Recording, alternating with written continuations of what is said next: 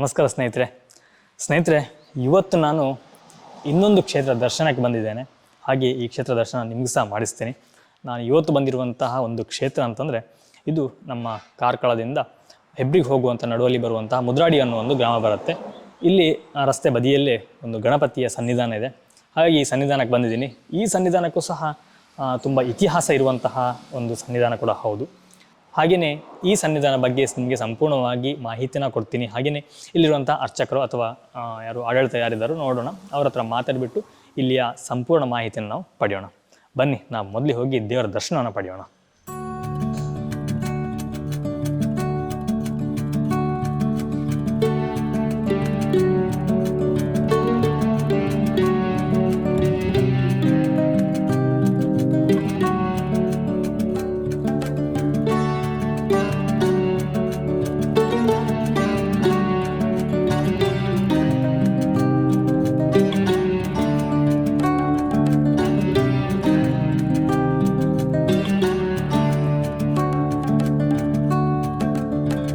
ಸ್ನೇಹಿತರೆ, ಇವತ್ತು ನಾವು ಬಂದಿರುವಂಥ ಗಣಪತಿ ದೇವಸ್ಥಾನದ ಪ್ರಧಾನ ಅರ್ಚಕರಿದ್ದಾರೆ.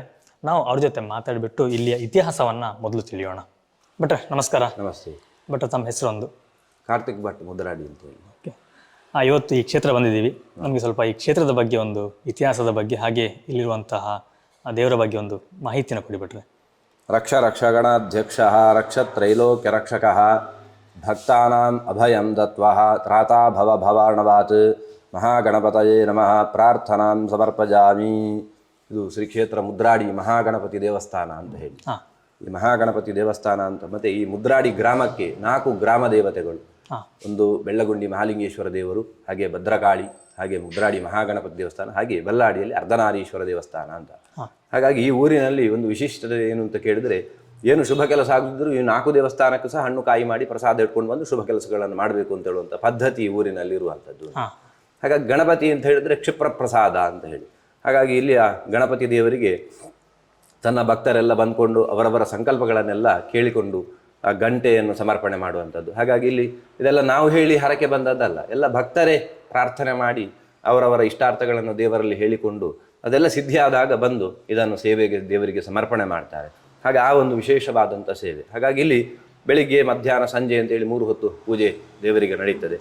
ಹಾಗೆ ಸಂಕಷ್ಟ ಚತುರ್ಥಿ ದಿವಸ ತುಂಬ ಭಕ್ತರೆಲ್ಲ ಬರ್ತಾರೆ. ಸಾರ್ವಜನಿಕವಾಗಿ ಗಣಹೋಮ, ಹಾಗೆ ಸಂಜೆ ಭಜನಾ ಸೇವೆ, ಹಾಗೆ ವಿಶೇಷವಾಗಿ ಸಂಕಷ್ಟರ ಪೂಜೆ, ಇದೆಲ್ಲ ವಿಶೇಷವಾಗಿ ಇಲ್ಲಿ ನಡೀತದೆ. ಹಾಗೆ ಇಲ್ಲಿಯ ಗಣಪತಿ ಅಂತ ಹೇಳಿದ್ರೆ ಕ್ಷಿಪ್ರ ಪ್ರಸಾದ ಅಂತ ಹೇಳಿ, ನಾವು ಏನು ಎಣಿಸಿಕೊಳ್ತೇವೆ ಅದನ್ನು ಕ್ಷಿಪ್ರವಾಗಿ ಈಡೇರಿಸ್ತಾನೆ ಅಂತ. ಹಾಗಾಗಿ ಈ ವಿವಾಹದ ವಿಚಾರದಲ್ಲಿ ಕೆಲವೆಲ್ಲ ಗ್ರಹಗಳನ್ನು ನಿರ್ಮಾಣ ಮಾಡಬೇಕು ಅಂತ ತುಂಬ ಕನಸು ಹೊಟ್ಟಿಕೊಂಡಿರ್ತಾರೆ, ಆದರೆ ಅದಕ್ಕೆ ಕೆಲವೆಲ್ಲ ವಿಘ್ನಗಳು ಬರ್ತದಂತೆ. ಹಾಗೆ ಮನೆ ನಿರ್ಮಾಣಕ್ಕೆ ಇಲ್ಲಿ 3 ಗಣಪತಿ ಸೇವೆ ಅಂತೇಳಿ, ಗಣಪತಿ ದೇವರಿಗೆ 108 ತೆಂಗಿನಕಾಯಿಯ 3 ಗಣಪತಿ ಸೇವೆ ಸಮರ್ಪಣೆ ಮಾಡ್ತೇನೆ ಅಂತ ಹೇಳಿದರೆ ಖಂಡಿತವಾಗಿ ಅವರ ಮನಸ್ಸಂಕಲ್ಪಗಳು ಇಷ್ಟಾರ್ಥ ಆದಂಥ ಎಷ್ಟೋ ಇತಿಹಾಸಗಳು ಇಲ್ಲಿ ನಡೀತಾ ಉಂಟು ಅಂತ. ಹಾಗೆ ದೇವರಿಗೆ ರಂಗಪೂಜೆ ಸೇವೆ ಅಂತಹ ವಿಶೇಷವಾಗಿ ಅಂತ. ಮತ್ತು ಕೆಲವೆಲ್ಲ ವಸ್ತುಗಳು ನಾವು ಮನೆಯಲ್ಲಿ ಎಲ್ಲೆಲ್ಲೋ ಇಟ್ಟು ಎಲ್ಲೆಲ್ಲೂ ಯಾರ್ಯಾರಿಗೂ ಅಪವಾದಗಳನ್ನೆಲ್ಲ ಹಾಕಿ ಹುಡುಕಿದ್ರು ಸಿಗದಂತಹ ವ್ಯವಸ್ಥೆಯಲ್ಲಿದ್ದರೆ, ಸ್ವಾಮಿ ಮುದ್ರಾಡಿ ಗಣಪತಿ ದೇವರೇ ಒಂದು ಕರ್ಪೂರಾರತಿ ಕೊಡ್ತೇನೆ, ನನ್ನ ವಸ್ತು ಸಿಗಬೇಕು ಅಂತ ಸಂಕಲ್ಪ ಮಾಡಿದರೆ ಸಾಕಂತೆ, ಅದನ್ನು ದೇವರು ಒಂದು ಚಿಕ್ಕ ಸೇವೆಯಲ್ಲಿ ಸಹ ಅನುಗ್ರಹ ಮಾಡ್ತಾನೆ ಅಂತ. ಹಾಗಾಗಿ ಇಲ್ಲಿಯ ಗಣಪತಿಗೆ ಕರ್ಪೂರಾರತಿ ವಿಶೇಷವಾದ ಸೇವೆ. ದೇವರು ಭಕ್ತರೆಲ್ಲ ಅಭಿಷ್ಟಗಳನ್ನೆಲ್ಲ ನೆರವೇರಿಸಿಕೊಂಡು ವಿಶೇಷವಾಗಿ ಕರ್ಪೂರಾರತಿ ಸೇವೆ ನಿರಂತರ ನಡೀತಾ ಇರ್ತದೆ. ಹಾಗೆ ದೇವರಿಗೆ ಪಂಚಕಜ್ಜಾಯವನ್ನು ಹೇಳಿಕೊಳ್ಳುವಂಥದ್ದು. ಗಣಪತಿಗೆ ಜೋಡು ಪಂಚಕಜ್ಜಾಯ ಮಲ್ಪೆ ಎನ್ನ ಪೂರ ಕಷ್ಟ ಪರಿಹಾರ ಆಡು, ಅದರಲ್ಲೂ ಪರಿಹಾರ ಆಗ್ತದೆ ಅಂತ. ಹಾಗಾಗಿ ಗಣಪತಿಗೆ ತುಂಬ ದುಡ್ಡು ಖರ್ಚು ಮಾಡಿ ದೇವರಿಗೆ ಸೇವೆ ಆಗುವಂಥದ್ದು ಏನು ಅವಶ್ಯಕತೆ ಅಲ್ಲ. ಕ್ಷಿಪ್ರ ಪ್ರಸಾದ ಅಂತ ಹೇಳಿದ್ರೆ ಕರ್ಪೂರಾರತಿಯಿಂದ ಸಹ ದೇವರು ತೃಪ್ತರಾಗ್ತಾರೆ ಅಂತೇಳಿ. ಹಾಗಾಗಿ ವಿವಾಹದಲ್ಲಿ ವಿದ್ಯಾ ಸಂಬಂಧವಾಗಿರ್ತಕ್ಕಂಥ ಎಲ್ಲ ದುರಿತ ಪರಿಹಾರಕ್ಕಾಗಿ ಈ ಕ್ಷೇತ್ರದಲ್ಲಿ ತುಂಬ ಭಕ್ತರು ಬಂದು ಅವರವರ ಅಭೀಷ್ಟಗಳನ್ನೆಲ್ಲ ಪ್ರಾರ್ಥಿಸಿ ಇಷ್ಟಾರ್ಥ ಆದಂಥ ತುಂಬ ಭಕ್ತರುಗಳಿದ್ದಾರೆ. ಹಾಗಾಗಿ ಆ ಮಹಾಗಣಪತಿ ದೇವರು ನಿಮ್ಮ ಚಾನೆಲ್ನ ಎಲ್ಲ ಭಕ್ತರಿಗೆ ಸಹ ದೇವರ ಅನುಗ್ರಹ ಆಗಲಿ. ನಿಮ್ಮ ಒಂದು ಚಾನಲ್ ಅಂತ ಹೇಳಿದ ಸಂಸ್ಥೆ ಅಂತ ಅದಕ್ಕೂ ಒಳ್ಳೆಯ ಯಶಸ್ಸು, ಕೀರ್ತಿ, ಗೌರವಾದಿಗಳನ್ನು ದೇವರು ಕೊಟ್ಟು ಯಶಸ್ಸು ಪ್ರಾಪ್ತಿಯಾಗುವ ಹಾಗೆ ಆ ಕ್ಷೇತ್ರ ಸ್ವಾಮಿ ಅನುಗ್ರಹ ಮಾಡಬೇಕು. ಹಾಗೆ ಲೋಕಕ್ಕೆ ಬರತಕ್ಕಂಥ ಎಲ್ಲ ದುರಿತಗಳೆಲ್ಲ ದೇವರು ಪರಿಹಾರ ಮಾಡಿ ಲೋಕ ಸಮಸ್ತಾಹ ಸುಖಿನೋ ಭವಂತು, ಎಲ್ಲರಿಗೂ ದೇವರ ಅನುಗ್ರಹ ಆಗಬೇಕು. ಆ ಮಹಾಗಣಪತಿ ದೇವರ ಅನುಗ್ರಹ ಪ್ರಸಾದ ಎಲ್ಲರಿಗೂ ಪ್ರಾಪ್ತಿ ಆಗಲಿ ಅಂತೇಳಿ ನಾವು ದೇವರಲ್ಲಿ ಪ್ರಾರ್ಥನೆ ಮಾಡಿಕೊಳ್ಳಿ. ಧನ್ಯವಾದಗಳು. ಬಟ್ರೆ, ಹಾಗಿದ್ದು ಎಷ್ಟು ವರ್ಷಗಳ ಹಿಂದಿನ ದೇವಸ್ಥಾನ ಅಂತ ಏನಾದ್ರು ಇತಿಹಾಸ? ಸಾಧಾರಣ 1054ನೇ ಇಸವಿಯಲ್ಲಿ ಇದು ಜೀರ್ಣೋದ್ಧಾರಗೊಂಡಂತ ಒಂದು ಇತಿಹಾಸಗಳು ಕಾಣುತ್ತದೆ. ಇಲ್ಲಿ ವಿಶೇಷವಾಗಿ ಅದರ ಮೊದಲು ಹುಲ್ಲಿನ ಮಾಡಿನ ದೇವಸ್ಥಾನ ಇತ್ತು ಅಂತ ಹೇಳಿ ಪ್ರತೀತಿ ಇದೆ. ನಾವು ಅಷ್ಟಮಂಗಲ ಪ್ರಶ್ನೆಯಲ್ಲಿ ಸಾಧಾರಣ ಒಂದು 300 ವರ್ಷದ ಇತಿಹಾಸವನ್ನು ಈ ದೇವಸ್ಥಾನಕ್ಕೆ ಸೂಚಿಸ್ತಾರೆ. ಒಂದು ಬ್ರಾಹ್ಮಣ ಪರಂಪರೆಯವರು ಆರಾಧನೆ ಮಾಡಿಕೊಂಡು ಬಂದಿರತಕ್ಕಂಥ ಗಣಪತಿ ದೇವರ ಸನ್ನಿಧಾನ ವಿಗ್ರಹ ಅಂತ ಹೇಳಿ ಎಲ್ಲ ನಮಗೆ ಪ್ರಶ್ನೆಯಲ್ಲೆಲ್ಲ ತೋರಿಕೊಂಡು ಬಂದಿದೆ. ಈಗ ಹೆಗಡೆ ಮನೆತನದವರೆಲ್ಲ ಇದರ ಆಡಳಿತ ವ್ಯವಸ್ಥೆಗಳನ್ನೆಲ್ಲ ಮಾಡಿಕೊಂಡು ಕಾಲಕಾಲಕ್ಕೆ ಬೇಕಾದಂತಹ ಎಲ್ಲ ಪೂಜೆ ವ್ಯವಸ್ಥೆಗಳನ್ನೆಲ್ಲ ಮಾಡ್ತಾ ಇದ್ದಾರೆ. ಹಾಗಾಗಿ ಅದು ಆ ತರ ಆಗ್ತಾ ಉಂಟು. ಸರಿ.